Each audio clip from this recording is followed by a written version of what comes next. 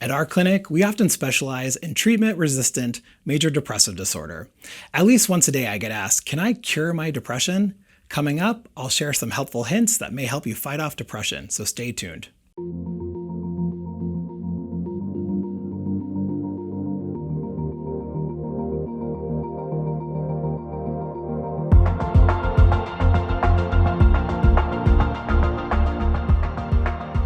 Hey everybody, my name is Dr. Brendan Rowe, and I'm a doctor of nursing practice as well as a psychiatric mental health nurse practitioner. And this is Real Talk Mental Health in Vancouver, Washington, where we talk about mental health treatment from the provider's perspective.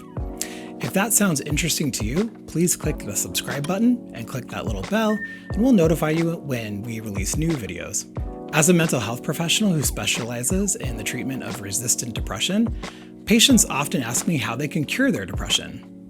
While depression can't be cured, it can be treated, and symptoms can be alleviated.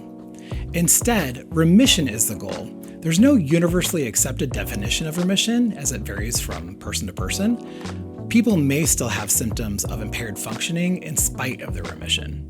Depression also has a high risk of recurrence. At least 50% of individuals who experience one episode of depression will have another. Individuals who experience at least 2 episodes of major depressive disorder are more likely to have a third. As with any chronic condition, even though it may recur, there are treatments available to reduce the severity of your illness and manage your condition and give you support. So you may be wondering why depression happens again. While not everyone who experiences depressive episodes goes on to have another, many individuals do have another episode. It's not always known what causes this. There isn't just one known cause of depression. It's thought that a variety of factors are involved, including biological, genetic, environmental, and emotional factors. If you have a recurrence, that doesn't mean that you're weak, and it doesn't mean that you did something wrong. It just means that sometimes depression can be triggered by stressors like losing a job or a relationship, severe illness, loss of a loved one, or substance use.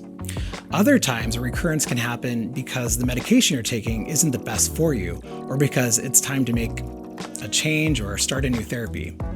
We know that by the time an individual tries at least 3 or more antidepressants, the likelihood of achieving remission is less than 7%. If this is you, treatments like TMS or transcranial magnetic stimulation, which uses an MRI-strength magnetic coil to stimulate the left part of your brain where depression is rooted, can be significantly helpful.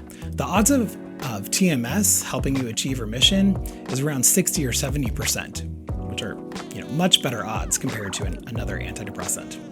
Of course, maintaining a strict sleep schedule, a healthy diet, and routine exercise program can really make a significant difference too.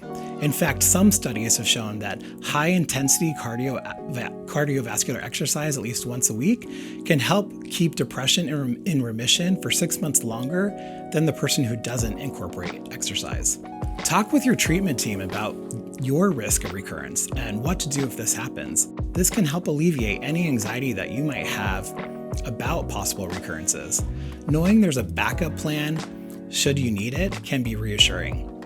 If you're struggling with depression and anxiety and you feel stuck, hang in there, reach out for help. And if you're in the Portland, Oregon or Vancouver, Washington area, reach out to us here at TMS Northwest. We'd love to help.